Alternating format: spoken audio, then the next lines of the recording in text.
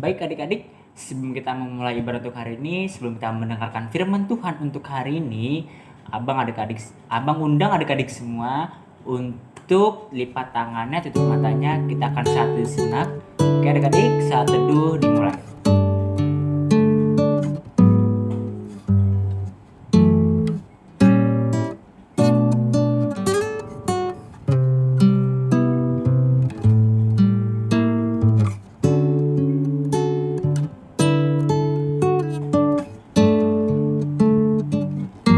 Oke adik-adik, saat teduh selesai. Nah adik-adik, sebelum kita mendengar firman Tuhan, yuk kita bernyanyi dulu adik-adik yuk. Dari lagu ini adik-adik ya.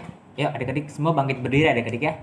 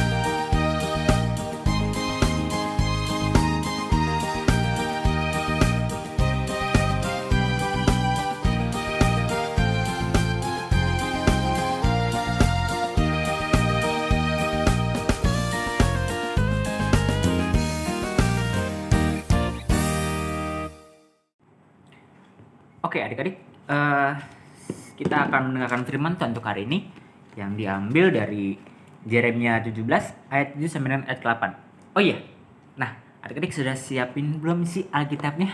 Abang langsung bilang aja ya tadi mana. Sudah siap semua Alkitabnya adik-adik? Sudah? Sudah ya pastinya ya. Oke, abang ulang. Nasnya untuk hari ini tuh diambil dari Yeremia 17 ayat ke-7 sampai dengan ayat ke-8. Nah, Yeremia itu adalah perjanjian baru. Tuh. Nah, Bang ulang. Yeremia 17 ayat ke-7 sampai dengan ayat ke-8. Nah, adik-adik tidak usah membaca, cukup mendengarkan abang saja. Adik-adik membacanya di dalam hati aja, dan adik tetap mendengarkan apa yang abang bilang, karena di sini abang yang akan bacakan adik-adik. Adik-adik cukup mendengarkannya saja, atau mungkin adik-adik bisa membacanya dalam hati saja. Oke? Di sini tuh judulnya adalah pergumulan nabi oleh karena bangsa yang berdosa. Ayat ke-7. Diberkatilah orang yang mengandalkan Tuhan, yang menaruh harapannya pada Tuhan. Ia akan seperti pohon yang ditanam di tepi air, yang merambatkan akar-akarnya ke tepi batang air, dan yang tidak mengalami datangnya panas terik, yang daunnya tetap hijau, yang tidak khawatir dalam tahun kering, dan yang tidak berhenti menghasilkan buah. Oke, adik-adik, di sini tuh diceritakan tentang Nabi Yeremia, adik-adik. Dimana Nabi Yeremia itu adalah nabi nabi termuda, nabi yang sangat muda adik-adik. Pada awalnya Yeremia ini tidak merasa percaya diri, dia tidak merasa bisa menjadi seorang nabi. Tetapi Tuhan menyertainya dalam mengemban tanggung jawabnya sebagai nabi. Nah, tanggung jawab nabi, tanggung jawab itu adalah semacam tugas nabi, adik-adik. Jadi tugas nabi itu pada saat itu adalah menyebarkan berita Injil, menyebarkan tentang keberadaan Tuhan agar mereka bisa percaya kepada Tuhan Yesus, adik-adik. Nah, pesan kenabian yang diserukan oleh Nabi Yeremia kepada bangsa Israel supaya bangsa Israel meninggalkan penyembahan berhala. Nah, adik-adik, bagi adik-adik yang belum tahu, apa sih itu berhala? Berhala itu adalah sebuah patung, adik-adik. Sebuah patung besar. Mereka pada saat itu bangsa Israel itu menyembah patung, adik-adik. Nah, dan juga Nabi Yeremia itu berpesan kepada bangsa Israel agar mereka meninggalkan perbuatan jahat yang menindas sesama mereka. Mereka itu suka sekali menindas sesama mereka. Mereka hidup di dalam satu bangsa, hidup di dalam satu kota, tapi mereka tidak mempunyai kasih. Mereka saling menindas dan mereka saling berbuat jahat pada satu sama lain. Apakah itu diperbolehkan oleh Tuhan? Apakah Tuhan menyukai perbuatan seperti itu? Ya tidak, tentunya. Tuhan menyukai sifat yang hidup penuh dengan kasih sayang gitu, adik-adik ya. Berbeda sekali dengan bangsa Israel pada saat itu. Bangsa Israel berbuat jahat kepada sesamanya, bahkan pada sesamanya sendiri, adik, mereka masih berbuat jahat, apalagi kepada orang lain ya, adik-adik ya. Adik-adik, bangsa Israel itu tidak percaya kepada Tuhan. Mereka itu berpaling daripada Tuhan, adik-adik. Nah, pada saat itu mereka tidak percaya dengan Tuhan. Mereka lebih percaya kepada sesamanya sendiri, kepada bangsa seberang, kepada bangsa.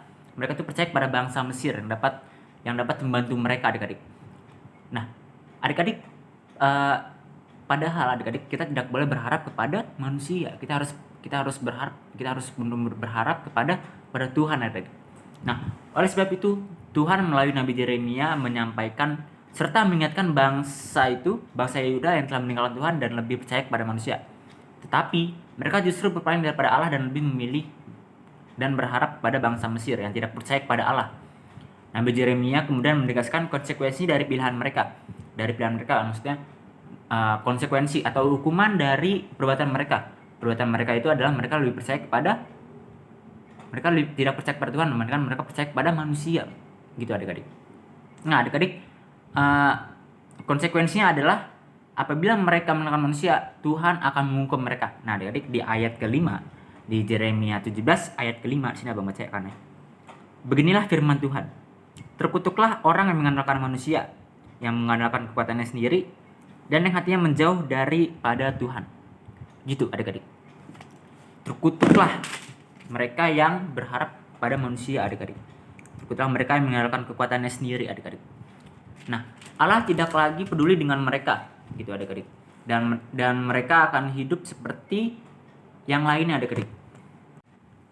Nah, adik-adik, tadi kita sudah membahas konsekuensi dari jika kita tidak percaya kepada Tuhan, jika kita tidak mengandalkan Tuhan. Nah, bagaimana konsekuensi jika kita mengandalkan Tuhan, adik-adik?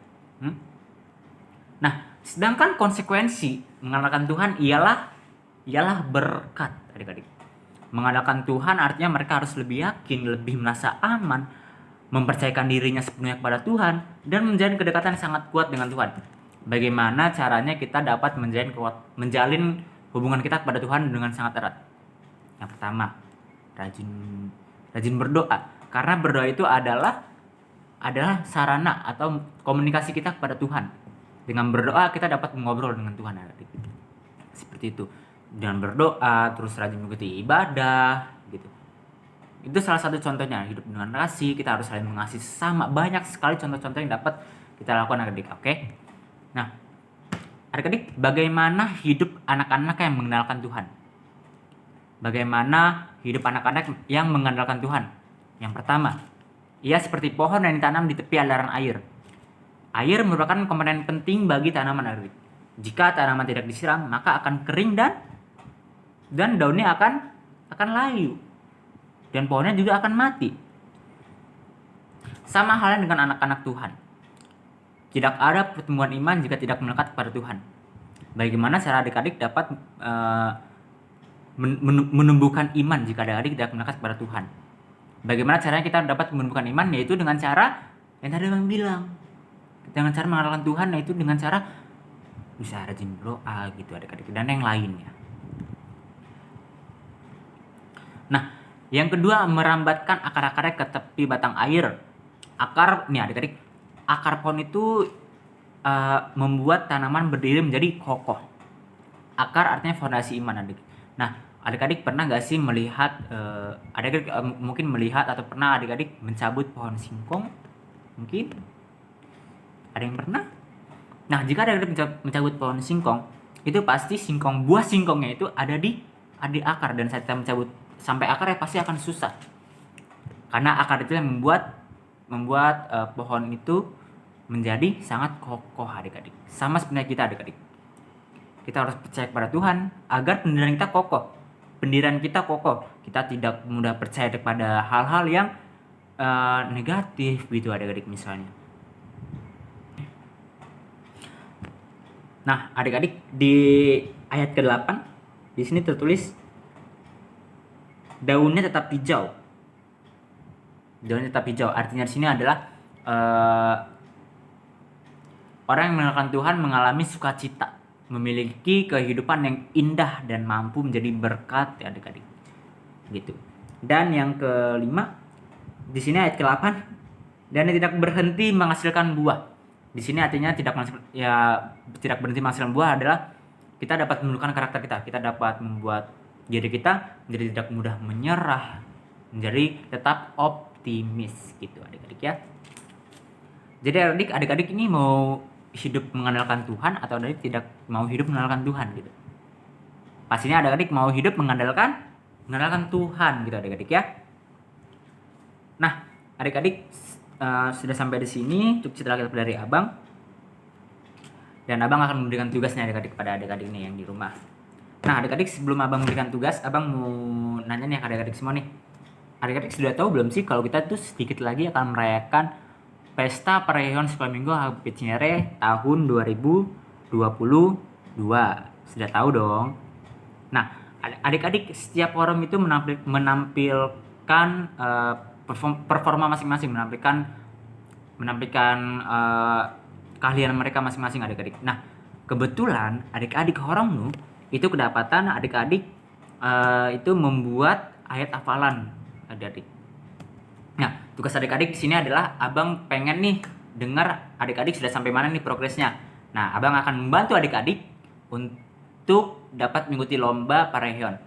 Tugasnya di sini adalah adik-adik ayat hafalan yang diambil dari Mazmur 59 ayat 18.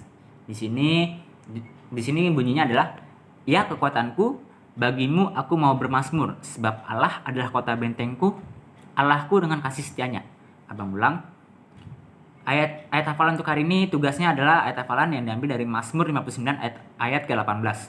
Nah, adik-adik, Mazmur 59 ayat 18 ini adalah ayat hafalan adik-adik yang akan adik-adik perlombakan di Pesta Perayaan. Ada banyak sekali hadiah loh, adik-adik. Nah, Abang bantu nih adik-adik semua nih untuk dapat menghafal ayat hafalan adik. Nah, Abang akan baca peraturan-peraturan khusus untuk Horongnu di lomba Perayaan tahun 2022. Yang pertama, dalam penampilan harus menggunakan ulos. Adik-adik jangan lupa bilang papa mamahnya menggunakan ulos. Ulos itu kain khas Batak, adik-adik ya. Dan yang kedua, dalam membuat kreativitas ayat hafalan harus menggunakan alat peraga yang telah dipersiapkan sendiri. Dalam membuat alat peraga boleh dibantu oleh papa mama, adik-adik. Bukan hanya papa mama, mungkin adik punya abang, punya kakak, boleh tuh dibantu.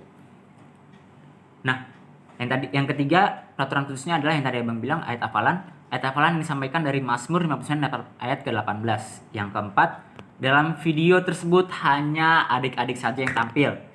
Oke? Meskipun papa mama adik-adik membantu membuat alat peraga, tapi tetap adik-adik yang harus tampil di situ. Dan peraturan yang kelima, posisi kamera harus landscape, mendatar, serta full body. Adik-adik mulai dari atas kepala adik-adik sampai dengan bawah kaki adik-adik itu harus kelihatan semua. Dan durasi video harus antara 1 sampai dengan 2 menit. Jangan lebih dari 2 menit, adik-adik ya. Dan peraturan yang terakhir, Dalam video tidak diperbolehkan menggunakan background. Jadi adik-adik hanya pure suara adik-adik saja yang ada di dalam video itu. Oke. Oke. Nah, untuk peraturan ini sudah dikirimkan ke WhatsApp grup orang tua Horong Nu. Jadi kalau ada pertanyaan adik-adik bisa tanya kepada papa mama. Karena peraturan ini sudah Abang Edu kirimkan ke dalam grup ya adik-adik ya. Oke. Adik-adik jangan lupa ayat hafalannya Mazmur 59 ayat ke-18. Oke. Ayat hafalan itu akan adik pertampilkan di Pareon nanti. Oke, biar adik-adik hafal nih ayat hafalannya. Oke, biar nanti siapa tahu adik-adik sini ada yang menang dan dapat hadiah yang sangat besar, ya kan? Lumayan kan adik-adik hadiahnya, adik-adik bisa membuat beli mainan mungkin ya. Dan bisa adik-adik beli makanan gitu. Oke, adik-adik sudah sampai di sini ya ibadah untuk hari ini. Jangan lupa ya adik-adik ayat hafalannya. Oke, tugas untuk ayat hafalannya untuk hari ini. Ya. Dikumpulkan hari ini adik-adik, dikumpulkan. Oke. Nah, sebelum Abang tutup ibadah untuk hari ini, adik-adik kita bernyanyi satu lagu adik-adik ya. Yuk adik-adik bangkit berdiri yuk.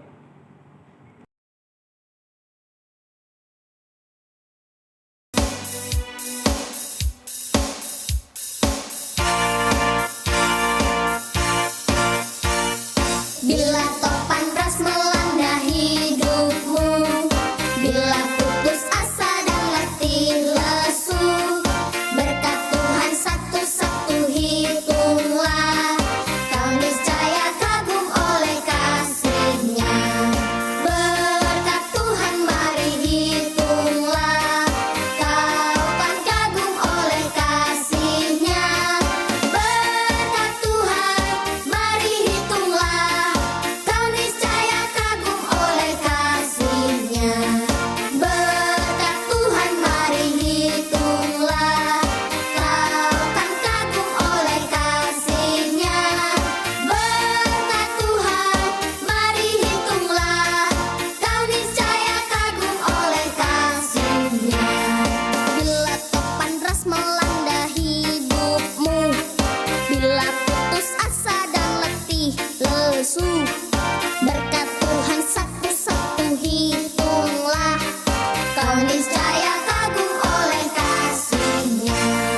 Berkat Tuhan mari hitunglah, kau kan kagum oleh kasih-Nya. Berkat Tuhan mari hitunglah, kau niscaya kagum oleh kasih-Nya. Berkat Tuhan mari hitunglah, kau kan kagum oleh kasih-Nya. Berkat Tuhan mari hitunglah, kau niscaya kagum oleh kasih-Nya. Kau niscaya kagum oleh kasih-Nya. Oke adik-adik, sampai di sini untuk ibadah untuk hari ini. Abang akan tutup dalam doa untuk ibadah hari ini. Adik-adik lipat tangannya, tutup matanya, tundukkan kepalanya. Mari kita bersatu dalam doa. Tuhan Yesus yang baik, Tuhan terima kasih Tuhan atas berkat-Mu Tuhan di pagi hari ini Tuhan yang cerah sekali Tuhan.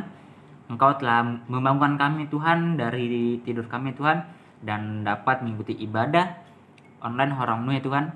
Ya Tuhan, meskipun secara online Tuhan, kami dapat tetap bersyukur Tuhan, kami dapat selalu menyembah-Mu ya Tuhan.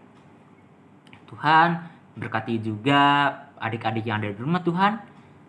Berkati juga adik-adik mereka Tuhan, lindungi juga mereka dari segala penyakit Tuhan, terlebih lagi virus COVID-19 Tuhan. Berkati juga papa mama adik-adik ya Tuhan, dan juga mereka dari virus itu ya Tuhan, agar tidak dapat menularkan kepada adik-adik kami ya Tuhan Horong Nu. Ya Tuhan, berkati juga papa mama dari adik-adik ya Tuhan, berkati juga, berikan juga mereka rezeki ya Tuhan yang cukup, agar segala kebutuhan dari adik-adik kami dapat terpenuhi dengan cukup ya Tuhan. Tuhan, kami juga berdoa Tuhan untuk kakak dan abang Kudus Minggu, ahli ya Tuhan. Kiranya Engkau selalu memberkati mereka ya Tuhan, memberikan mereka kesehatan ya Tuhan, agar dapat tetap melayani nama-Mu Tuhan, dapat tetap memberikan firman-Mu kepada adik kami ya Tuhan, meskipun hanya secara online Tuhan. Tuhan, kami juga berdoa Tuhan untuk dunia ini Tuhan, agar Engkau dapat segera menghilangkan virus COVID-19 agar kami juga dapat kembali berkumpul bersama di dalam gereja ini Tuhan, berkumpul bersama memuji dan memuliakan nama Tuhan bersama dengan teman-teman kami Tuhan. Dan juga kami juga ingin sekali bersekolah Tuhan, sekolah offline, agar dapat bertemu juga dengan teman-teman kami Tuhan, dan juga dapat bermain ya Tuhan. Tuhan, di dalam tangan-Mu aku serahkan doa ini Tuhan. Dalam nama Tuhan Yesus kami berdoa dan mengucap syukur. Haleluya, amin. Adik-adik, kita berdoa doa Bapa kami. Bapa kami yang di surga, dikuduskanlah nama-Mu. Datanglah kerajaan-Mu, jadilah kehendak-Mu di bumi seperti di surga. Berikanlah kami pada hari ini makanan kami yang secukupnya, dan ampunilah kami akan kesalahan kami, seperti kami juga mengampuni orang yang bersalah kepada kami. Dan janganlah bawa kami dalam pencobaan, tetapi lepaskanlah kami daripada yang jahat, karena Engkau-lah yang punya kerajaan dan kuasa dan kemuliaan sampai selama-lamanya. Amin. Oke adik-adik, sampai di sini ibadah kita. Adik-adik bisa melanjutkan aktivitas adik-adik. Adik-adik bisa lanjut bermain, dan mungkin adik-adik bisa lanjut menonton TV. Oke? Dah adik-adik, selamat hari Minggu.